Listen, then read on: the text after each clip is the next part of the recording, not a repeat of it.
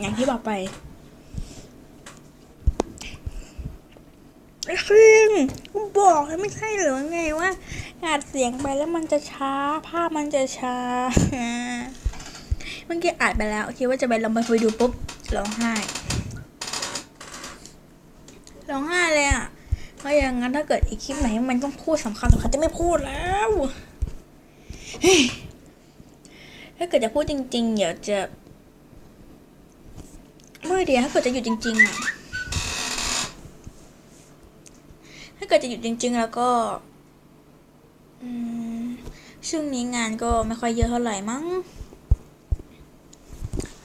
ตอนนี้หิวค่ะฝากไปบอกเพื่อนแล้วด้วยนะว่าอัดเสียงแล้วพูดไปมันลำบาก